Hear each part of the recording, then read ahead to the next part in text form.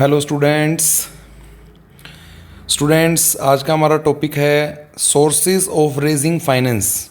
हमारा चैप्टर चल रहा है बिजनेस स्टडीज़ में सोर्स ऑफ बिजनेस फाइनेंस, जो कि हम प्रीवियस क्लास में पढ़ चुके हैं कि फाइनेंस बिजनेस के लिए बहुत इंपॉर्टेंट है, कि without finance, without funds, business can not perform there activity. तो बिजनेस कोई भी एक्टिविटी परफॉर्म नहीं कर सकता है अगर उसके पास एडिक्वेट फाइनेंस अवेलेबल नहीं होगा। तो हमने उसके बारे में पढ़ा था कि sources of raising finance, business के पास दो सोर्स होते हैं, owner's fund, borrowed fund. Owner's fund मतलब जो पैसे रेज्ड किए जाते हैं ओनर से, जो ओनर पैसे इन्वेस्ट करते हैं। बोरोड फंड जो पैसे कहीं आउटसाइड किसी बाहर वालों से हमने बोरो कर रखे होते हैं। तो आज इसके हम सोर्सेज के बारे में डिटेल से पढ़ेंगे। Sources of raising finance on the basis of ownership, owner's fund, borrowed fund. इसमें इनके एग्जांपल्स दे रखे हैं। ओनर्स फंड में शेयर्स, रिटेन्ड अर्निंग्स या फिर डिपॉजिटरी रिसिप्ट्स, और हमारे बोरोड फंड में debentures, loan from financial institutions, loan from commercial bank, public deposit, trade credit and inter corporate deposits.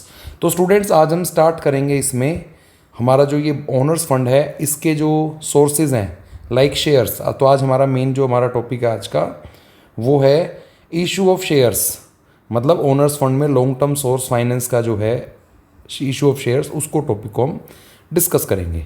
तो सबसे पहला तो क्वेश्चन आता है व्हाट इज शेयर। शेयर किसे कहते हैं? Share is the smallest unit in which owners capital of company is divided. ये कह रहे हैं उस छोटी यूनिट को हम शेयर कहते हैं जिसमें पूरी कंपनी की ओनर की जो भी कैपिटल है 5 लाख, 10 लाख, 15 लाख, 20 लाख, उसको डिवाइड कर रखा है इक्वल स्मॉल पार्ट्स में। तो उस छोटे से पार्ट को ही हम शेयर कहते हैं। A share is the interest of the share holder in the company measured by the sum of money for the purpose of liability and interest. A share may be defined as a unit of measure of shareholders interest in the company। कि ये इसको वैसे भी कह सकते हैं कि share holder का कितना इंटरेस्ट है कंपनी में। तो according to companies act, public company can issue 2 type of shares. तो शेयर्स 2 टाइप के इशू कर सकती है public company. First is equity shares, second is preference shares. Equity shares and preference share. Then what is equity share? तो again share की हम पहले से ही मीनिंग कर चुके हैं, दोबारा से फिर से पढ़ते हैं। Definition of shares. Share means smallest unit in which share capital of company is divided and include stocks. Equity share is a common security issued under permanent और owners fund capital. Permanent capital जो होती है owners की, जो हमेशा जब तक business run करता है तब तक वो बिजनेस में ही रहती है, वो सबसे कॉमनली यूज सिक्योरिटी होती है हमारी equity shares. Equity shares are the most important source of raising long term capital.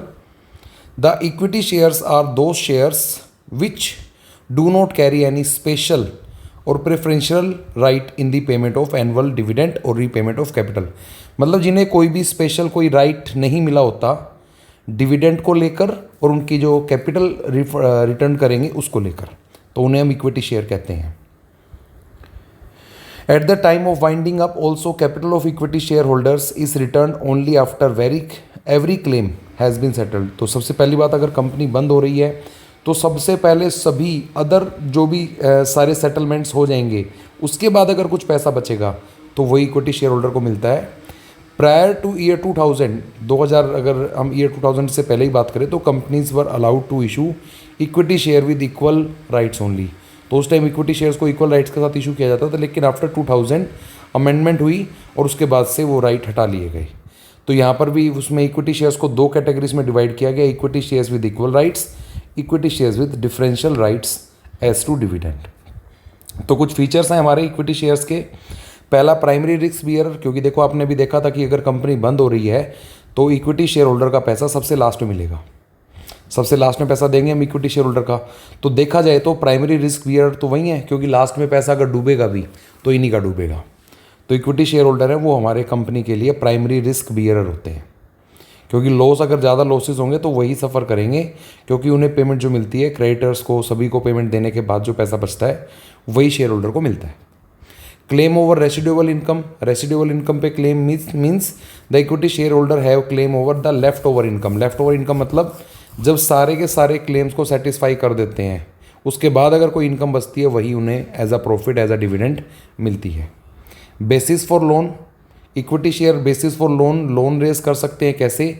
जिस भी कंपनी के पास ज़्यादा इक्विटी शेयर होते हैं, ज़्यादा इक्विटी शेयर कैपिटल होती है, तो उस कंपनी की क्रेडिटेबिलिटी ज़्यादा होती है, जिसकी वजह से वो ईजीली क्रेडिटर्स भी वहाँ भरोसा कर सकते हैं, या फिर कहीं बाहर से कोई लोन लेना है तो उस पर भी वो लोग उस पर भरोसा कर सकते हैं कि हाँ इसमें बिजनेस में ओनर के पैसे भी लगे हुए हैं, तो देन वो हमारे पैसे रिटर्न कर पाएंगे। कंट्रोल, इक्विटी शेयर होल्डर का पूरा कंट्रोल होता है बिजनेस की एक्टिविटी पे, क्योंकि उनके पास होता है voting right. The equity share holders have voting right. तो कोई भी काम होता है, जो भी बोर्ड ऑफ डायरेक्टर या मैनेजमेंट कमेटी है जो भी कोई काम करेगी, वो विदाउट क्या कहते हैं voting of equity share holder वो कुछ भी काम नहीं कर सकते। तो इक्विटी शेयर होल्डर्स का पूरा कंट्रोल होता है बिजनेस एक्टिविटीज़ पे। हायर प्रॉफिट, अब इनकी कोई रेट तो फिक्स होती नहीं है। The rate of interest of debenture and the rate of dividend of preference share holders are fixed. भाई डिवेंचर्स को जो इंटरेस्ट देना है वो फिक्स्ड है, प्रेफरेंस शेयर होल्डर को जो डिविडेंड देना है वो फिक्स है। लेकिन जो इक्विटी शेयर होल्डर वाले होते हैं उनके पास उन सभी क्लेम को सेटल करने के बाद अगर कंपनी के पास बहुत सारे प्रॉफिट है, ज़्यादा प्रॉफिट है, तो इक्विटी शेयर होल्डर को प्रॉफिट का जो शेयर है, डिविडेंड है, वो भी ज़्यादा मिलता है। Number 6, preemptive right. Preemptive right का मतलब क्या होता है कि इनके पास एक राइट होता है जिसके अकॉर्डिंग कंपनी अगर कोई भी नए शेयर इशू करेगी, मतलब दोबारा से कोई फर्दरली जनरल पब्लिक को शेयर इशू करेगी, तो सबसे पहले उसका राइट होता है एग्जिस्टिंग शेयर होल्डर के पास। अगर एग्जिस्टिंग शेयर होल्डर उस शेयर को खरीदना चाहते हैं तो सबसे पहले राइट उन्हें मिलेगा, वो उस शेयर को खरीद सकते हैं। अगर वो उसको नहीं खरीदते हैं, वो उसको मना करते हैं खरीदने के लिए, सब्सक्राइब करने से, उसी केस में कंपनी वो शेयर्स किसको इशू कर सकती है? जनरल पब्लिक को। तो सबसे पहला राइट इन्हीं को मिलता है, प्री एम्पिटिव राइट, कि अगर चाहें तो ये उसको खरीद सकते हैं, अदरवाइज फिर वो जनरल पब्लिक के लिए इशू हो जाएंगे। परमानेंट कैपिटल, मतलब ये एक परमानेंट कैपिटल होती है जब तक बिजनेस बंद नहीं होता। ये बिजनेस में ही रिटेन रहती है, तो ये बिजनेस के लिए परमानेंट कैपिटल का सोर्स है। Second, preference shares. अभी तो हमने पढ़ा था इक्विटी शेयर्स। अब प्रेफरेंस शेयर्स वो शेयर्स होते हैं जिन्हें दो राइट्स होते हैं। जो प्रेफरेंशियल राइट्स जो मिलते हैं वो 2 राइट हैं। किससे रिलेटेड? पेमेंट ऑफ डिविडेंड, कि उन्हें एक फिक्स रेट डिविडेंड पे किया जाएगा। और second, the repayment of investment amount during winding up, कि वाइंडिंग अप के टाइम पे, बिजनेस बंद होने के टाइम पे, दे will get their money back before equity share, मतलब इनको इक्विटी शेयर वालों से पहले पैसा मिलेगा। लास्ट में पैसा मिलेगा इक्विटी वालों को, पहले मिलेगा प्रेफरेंस को। और एक इनके पास राइट होता है डिविडेंड का, कि इन्हें फिक्स रेट से डिविडेंड मिलेगा। फीचर्स ऑफ प्रेफरेंस शेयर्स, तो प्रेफरेंस शेयर के जो मेन फीचर है, सबसे पहला feature fix rate of dividend, इन्हें डिविडेंड फिक्स रेट से मिलता है, पहले से ही मेंशन था। नो सिक्योरिटी, कंपनी को कोई सिक्योरिटी ऑफर नहीं करनी पड़ती प्रेफरेंस शेयर से पैसे फंड को रेस्ट करने के लिए, क्योंकि ये शेयर कैपिटल का ही पार्ट है। Voting right, the preference share holder do not gate voting right. अगर उन्हें वोटिंग राइट तो वैसे तो मिलता नहीं है, लेकिन अगर किसी कंपनी ने 2 साल से ज़्यादा, 2 साल या उससे ज़्यादा, 2 और मोर ईयर से अगर उनको डिविडेंड नहीं मिला है, if they are not getting dividend from 2 years और मोर, तो उस केस में उन्हें वोटिंग राइट मिल जाता है। वैसे उनके पास कोई भी वोटिंग राइट नहीं होता। And this is called hybrid security. एक हाइब्रिड सिक्योरिटी होती है क्योंकि इसमें दोनों फीचर्स आ जाते हैं। एक तो आ जाता है शेयर्स का फीचर, मीन्स कि मतलब कोई भी इसके लिए जो सिक्योरिटी है मतलब वो नहीं देनी पड़ती। और दूसरा आ जाता है डिवेंचर का फीचर्स। डिवेंचर का फीचर मतलब फिक्स रेट से इनको हमने डिविडेंड देना होता है। Preference share are called hybrid security, these have the features of equity share as well as feature of debenture. Equity share का मतलब है कि डिविडेंड देना होता है सिर्फ कंपनी जब प्रॉफिट कमाएगी, और डिवेंचर की तरह है कि फिक्स रेट से देना है वो भी। Help in collect large amount of funds, इससे हम लार्ज अमाउंट ऑफ फंड्स जो है वो कलेक्ट कर सकते हैं। नो फिक्स लाइबिलिटी, और इनके अगेंस्ट कोई फिक्स लाइबिलिटी नहीं होती है, क्योंकि लॉस के पीरियड में कोई फिक्स लाइबिलिटी नहीं है, उनको डिविडेंड देना ही देना है, उनको डिविडेंड नहीं दिया जाएगा।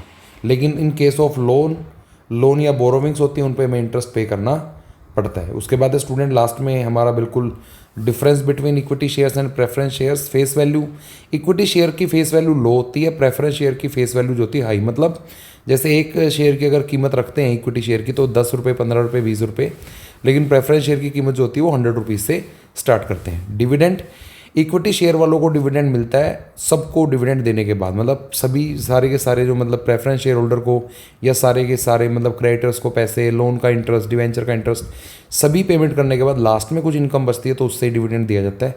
लेकिन प्रेफरेंस शेयर होल्डर को फिक्स रेट से डिविडेंड मिलता है और वो भी इक्विटी शेयर होल्डर को मिलने वाले डिविडेंड से पहले। इक्विटी शेयर होल्डर वालों को वोटिंग राइट होता है, प्रेफरेंस वालों को वोटिंग राइट नॉर्मली तो होता नहीं है, लेकिन अगर उन्हें 2 साल तक डिविडेंड नहीं देंगे तो उनको भी वोटिंग राइट होता है।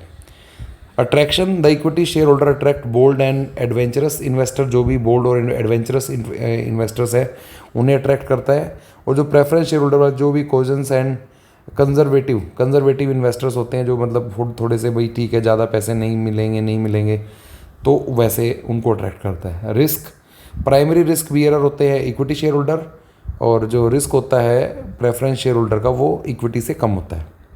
Refund of capital, equity share की कैपिटल कभी भी रिफंड नहीं की जाती जब तक वो बिजनेस बंद नहीं होता है, और वो भी सबसे लास्ट में पैसे मिलेंगे। और प्रेफरेंस शेयर होल्डर को चाहे तो बीच में भी हम रिडीम कर सकते हैं, रिडम्पशन कर सकते हैं, और अगर हमारी क्या कहते हैं कंपनी वाइंड अप हो रही है तो they will get their money back before equity share holder, equity share holder से पहले उन्हें पैसे वापस मिल जाएंगे। Redemption, the equity shares are never redeemed, कभी भी रिडीम नहीं होते और लाइफ टाइम तक कंपनी के पास रहते हैं, लेकिन प्रेफरेंस शेयर होल्डर को एक फिक्स टाइम पीरियड के बाद हम रिडीम कर सकते हैं। तो स्टूडेंट्स आज का आपका टॉपिक था, हमने फर्स्ट सोर्स पढ़ा है ओनर्स कैपिटल में सबसे पहला सोर्स था शेयर कैपिटल, जिसमें 2 टाइप थे, equity shares and preference shares. Thank you, have a nice day.